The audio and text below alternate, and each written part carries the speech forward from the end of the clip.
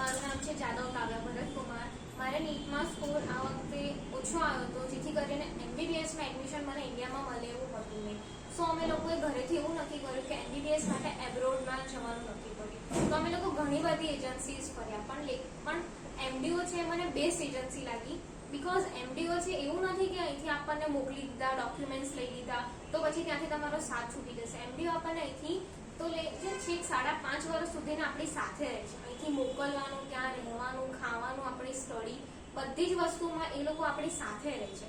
Plus MBBS abroad જતા પહેલા, MBBS કરતા પહેલા અહીંયા એક પ્રી મેડિકલ ઓરિએન્ટેશન પ્રોગ્રામ ગોઠવવામાં આવે છે, જે 1 મહિનાનો હોય છે, જેમાં આપણી પર્સનાલિટી ડેવલપમેન્ટ, જેમાં આપણું ઇંગ્લિશ સ્પીકિંગ, ત્યાં આપણને કઈ રીતે રહેવું, ત્યાં આપણે કઈ રીતે સ્ટડી કરવું, એ બધી જ વસ્તુ આપણને અહીંથી શીખવાડવામાં આવે છે. ડોક્ટર અનિલ ચૌહાણ સર હોય છે, જે અહીંયા આવીને અમારા ક્લાસીસ લેતા હોય છે. એ સર અમને એનાટોમી વિશે ભણાવે છે. પ્લસ ડોક્ટર દીપક તિવારી સર છે, જે અહીંયા આવીને અમને ફિઝિયોલોજી વિશે પણ સમજાવ્યું છે. પ્લસ ઘણા બધા એવા ફેકલ્ટીઝ હોય છે, જે અહીંયા આવીને અમને સ્ટડી કરાવે છે, અને અહીંયા બેસ્ટ સ્ટડી કરાવે છે, જેથી અમને ખબર બી પડે છે આ વસ્તુ આવી છે, ત્યાં જઈને આ રીતનું અમારે શીખવાનું છે, ત્યાં જઈને આ રીતનું અમારે ભણવાનું છે.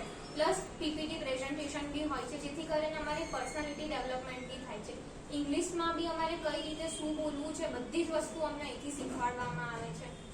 ત્યારબાદ ત્યાંથી અમે લોકો જઈને આવ્યા પછી 5.5 વર્ષ પછી અહીંયા નીટ પીજીની એક્ઝામ નેક્સ્ટની બી અહીંયા તૈયારી કરવામાં આવે છે. એટલે એવું નથી કે તમને મોકલી દીધા એટલે બસ, છેક એન્ડ સુધી આપણી સાથે રહે છે. પ્લસ પ્રેક્ટિસ બી આપણે અહીંયા ઇન્ડિયામાં આવીને કરવી હોય તો બી એમડીઓ આપણી સાથે જ હોય છે. ત્યારબાદ અમને લોકોને અહીંથી એમડીઓમાંથી અમને માણસા સિવિલમાં બી લઈ જવામાં આવ્યા હતા. ત્યાં અમે